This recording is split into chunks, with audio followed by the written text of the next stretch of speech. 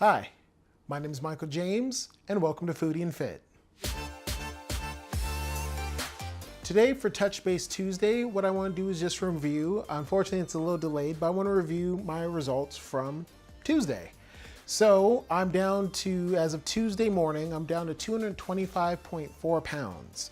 So that is my newest low in this run for weight loss. So I'm happy about that. But one of the things is it's not to get distracted by the progress, because what tends to happen is once you get a little bit of progress, you start to lax up and you say like, hey, well, yeah, I'm noticing changes. I'm seeing things. The weight's going down. So, hey, someone invited me out to this. Yeah, fine. And then you start easing up off the gas. My goal, especially because for me, my birthday is this month. I would love to be down an additional 10 pounds by then. And that is possible, but it's just going to take consistency. So going from 225.4 to 215 in the span of a month is not impossible, but just making sure to still hit the target caloric goals that I have for myself. So for the last month or so, so since February 13th, when I started this blog and tracking my progress and keeping track of everything, like I've been eating about 2,500 calories, and that's had some success, but it's been a touch slower than I think is reasonable. And one of the things is it's very easy when you're trying to lose weight to just try to rush it, because you want those results. You're like, I'm motivated, so let me just start. I'm just gonna eat even less to lose weight faster. And so one of the things that I'm proud of what I'm doing is that I've given myself enough time to get results, monitor those results, and track it so I can see what I've done since February 13th to today, or since yesterday, April 2nd, and kind of compare and contrast. So I'm doing a lot of things which are burning a lot of calories. And the easy thing is to think that like people get afraid of losing weight. They think afraid of eating when they're trying to lose weight. They think, hey, well, I'm trying to lose weight. Maybe I should eat less and less and less, because that's just what we have trained ourselves to believe. One of the things is though, especially if you're working out, you typically need to eat more. For me, when I started trying to lose weight in, I'll say 2010, 2011, I was working out like crazy. I was doing dance, I was doing weight training, I was doing running. I could do like 5 or 6 hours a day of being super active and everything else. And then I would come home, cut back what I'm eating, and then like I went for months doing that and I didn't see the results. That's very depressing when, hey, no, my endurance is going up. That's great. And so is my strength a little bit, but I'm not seeing the results that you think would happen. I mean, how do those celebrities from the Marvel movies, from the DC movies, I guess, how do they get the results that like, wow, they look very impressive, guys, girls, doesn't matter, in such a short time? I mean, for them, that's the thing, is they go to the extreme. They have chicken and broccoli for 6 meals a day for 3 or 4 months. You will lose a lot of weight if you eat within that specific goal, especially depending on how active you are. That's why if you're not that active and you start telling me about you're going to take protein supplements, I'm like, why? Like, if you're not trying to maintain muscle or build muscle, then I just know that you're glomming onto the myths related to fitness, that like, or weight loss, that, hey, just everyone should be just having more protein, especially supplements, because that's not great.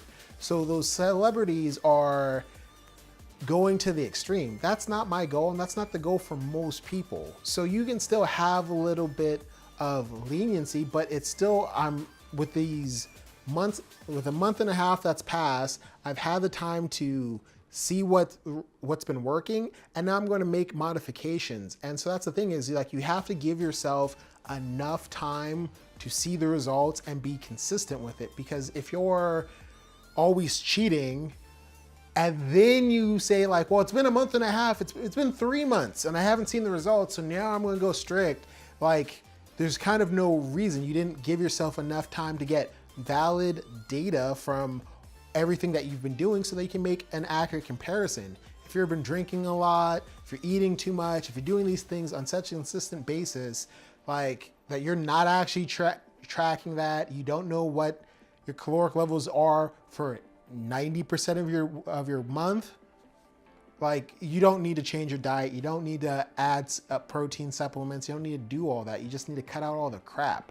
And that's one of the hardest things I feel like for myself, and then for friends that I've known who've wanted to get into fitness or wanted to get healthy, because fitness and losing weight don't always have to be the same thing. I mean, especially if you're like, I don't want to go to the gym, I just want to lose weight. It's still about your eating. It's just like, okay, cool, I need to have like a 300 to 500 caloric deficit and then just maintain that. As long as you're thorough about that, you'll start seeing weight loss, and you'll look like was it Joaquin Phoenix's The Joker, because he got a little bit skinnier than he normally is for that.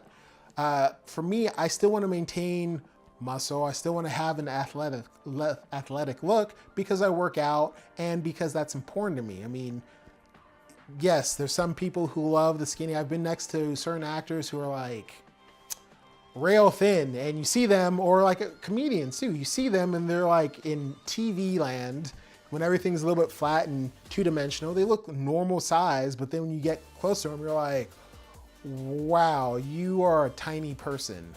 And so for me, that's never been anything that I've liked, or like, I want my athletic look. So I'm just not too much on a tangent, but my goal is to bump myself up from 2,500 calories and doing very well to hit about that within the 24 to 2,500 range to like 2,600, and see how like 2,600 as the minimum. And it's not gonna be that hard because I know what I've mapped out what I'm eating. So it's very easy that, hey, my goal, the only thing that I'm gonna start doing now is, besides having 10 ounces of soy milk, unsweetened soy milk with, a protein right before bed, I'm gonna have that, and then add about 2 tablespoons of peanut butter, and that'll give me an extra, I think that's like 160 calories with just the peanut butter. So that'll put me over very easily. So it's just those minor changes, and then I'm gonna wait and see, because so far I know I've been active. I actually just got back into running this week, and it's been a couple months, and I was surprised that I haven't lost everything, because that's always the tough part of working out or running and then taking time away. You come back and you're terrible. So yeah, it feels harder on the body for me to get back into running, but it's not as hard. Like the first,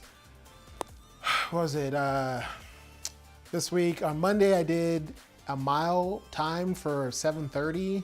So that's not stellar. That's not, 6 minutes, but like, that's not bad, especially for someone who's like, if you've taken time off, like I think it's been like 6 months, that's not bad. And you just, I had to tell someone this today, because I was told this repeatedly.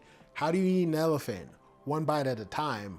So that's just, hey, I know that I can do better, but I'm going to give myself credit for, I just got back into it. I'm staying consistent. So I took Tuesday off, and I just ran today. I'm going to start off at 3 times, build up to 5 times a week running, and then just make it, and that's going to hopefully be offset by the little bit of additional calories I'm going to be taking. So that's my goal, and I'm going to track that for another month. But regardless, I'm going to stay consistent, because it's very easy to get dejected or fall off just because you get a little bit of success. I mean, I know tons of people who, they lose a bunch of weight and then they're off to drinking, off to eating, off to doing so much things in such excess that they literally erase those goals.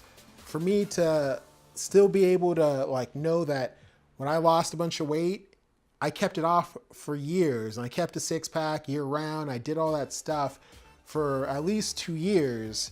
So I know it's possible to still eat good food, to still do all that other stuff. So that's why right now it's just key for me to stay in that grind and stay focused and not let a little bit of success get to me, because that's the thing that sabotages a lot of people is you get a little bit of success and then that goes to your head. You think you know everything, you think you know what you're doing and no one can tell you anything, and you just get fixated onto you have to do it your way. If you haven't been to your peak or in the best condition of your life within the last 10 years, then like you probably shouldn't listen to yourself. And that's a harsh thing to say, but that's what got me to improve myself, is when I was just like, hey, in 2009, when I'm doing, I'm not 2010, when I'm doing all this stuff and I'm not seeing the progress and stuff, like, yes, I got dejected.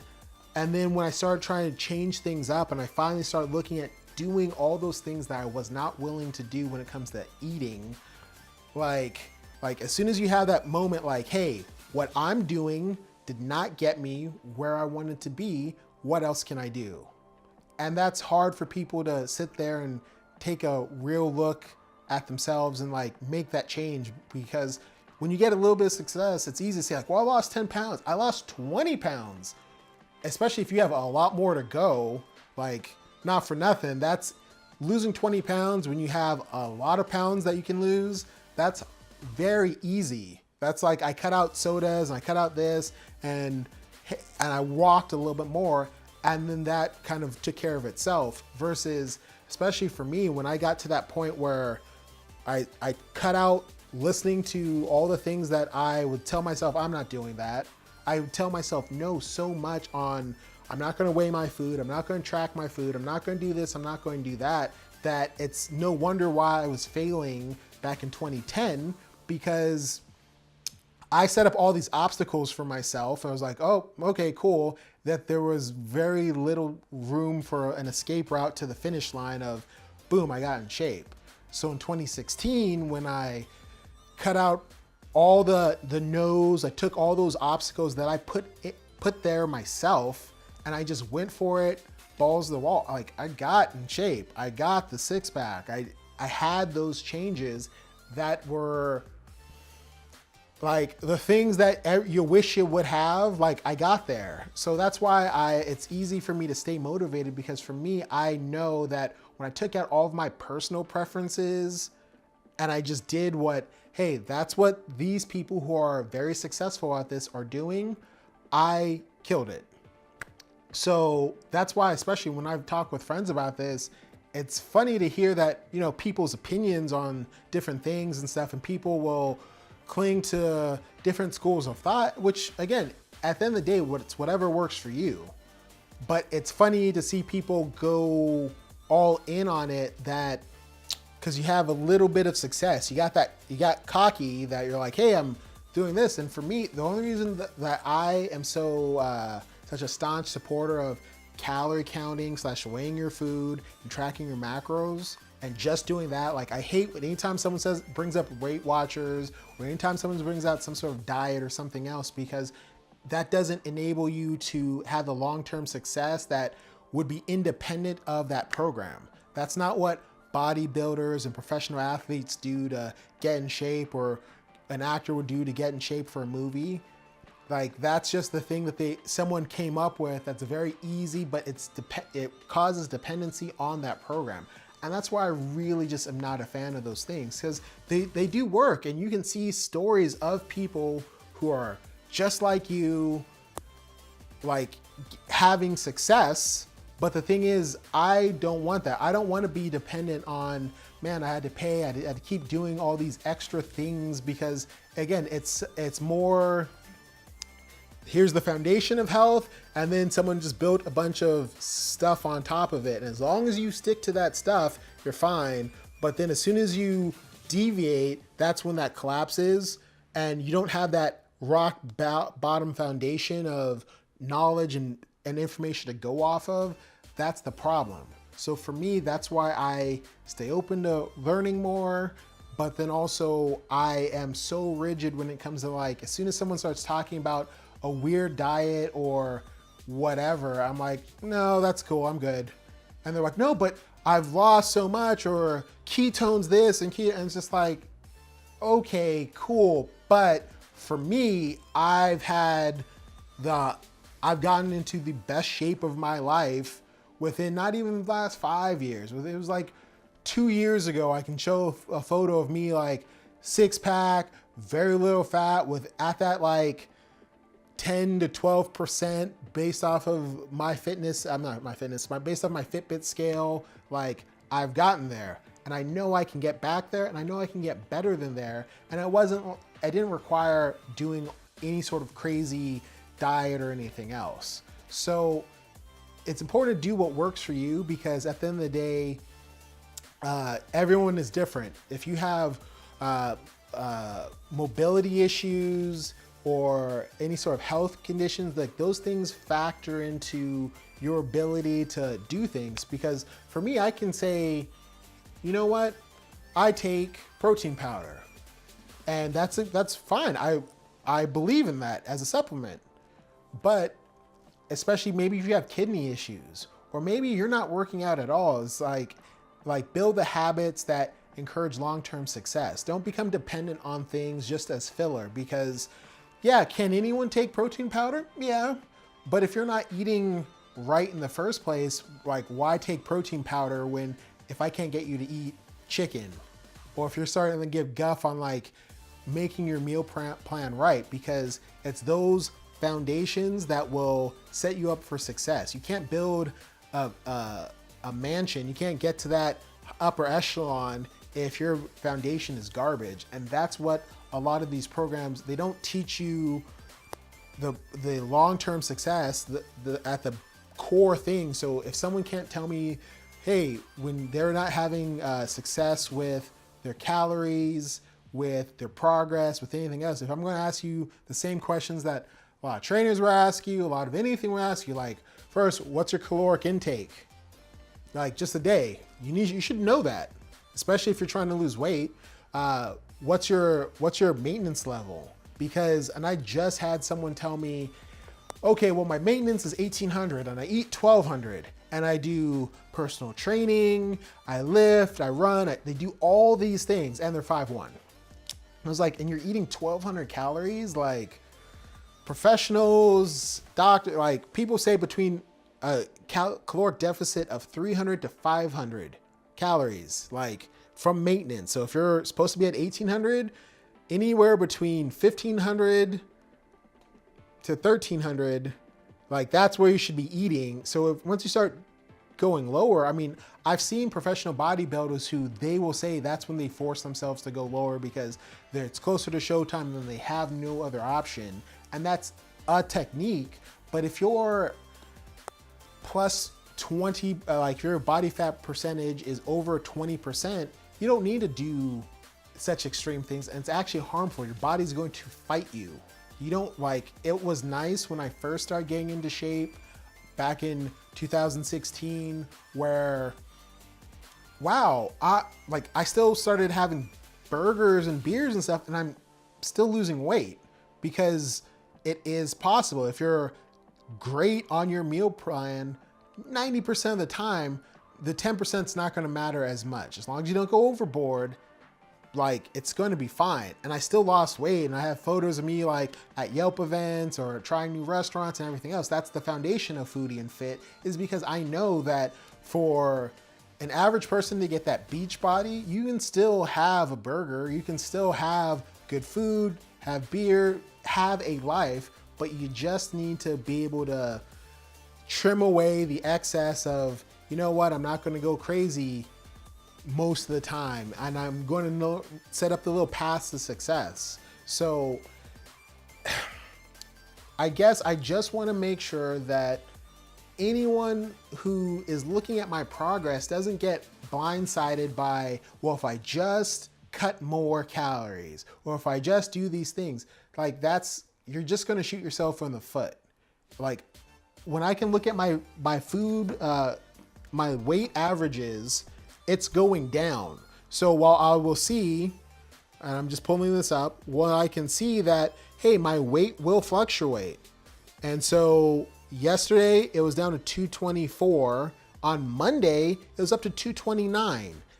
Those types of things happen, but per average, when I'm seeing that my weight has gone down from February 13th, when it was on average 233 pounds, 233.4 pounds for the week, not the highest, not the lowest, just the average, to now, scrolling back up, to just for this week is 227.1 pounds based off of averaging Monday and Tuesday's results.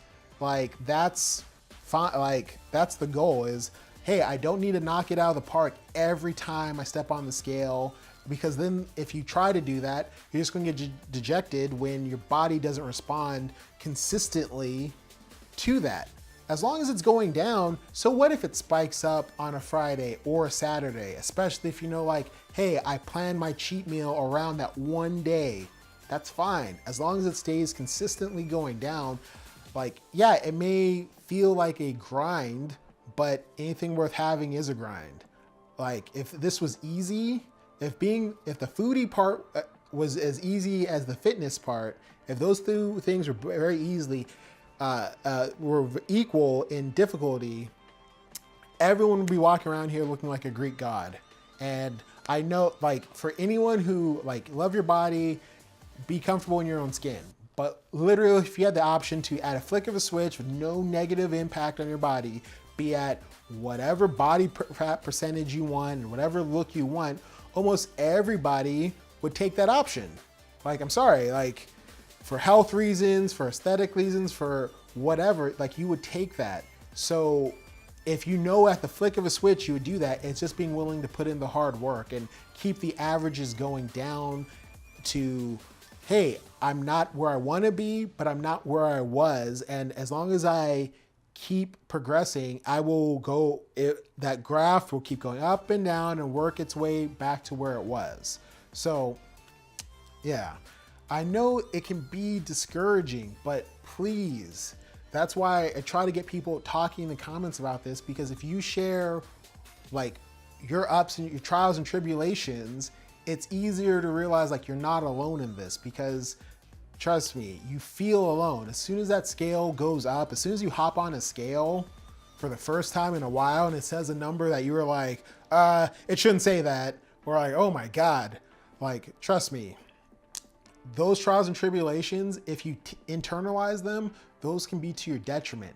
If you're willing to talk about them and get them out in the open, you're more likely to be able to accept feedback and make changes after, again, that's why I'm making changes to my food plan, because, hey, I'm staying consistent. I'm adding more with the running. So I know I need more calories, especially because like I'm getting it in. I just need to up my caloric intake just slightly, and then I'm going to monitor that, because that's the only way you can do it. Please, if there's any sort of trials and tribulations, post those in the comments. We can talk about them. We can get into that and kind of better understand like what you can do to get over that. My name is Michael James, and this has been Foodie and Fit. You have a good one.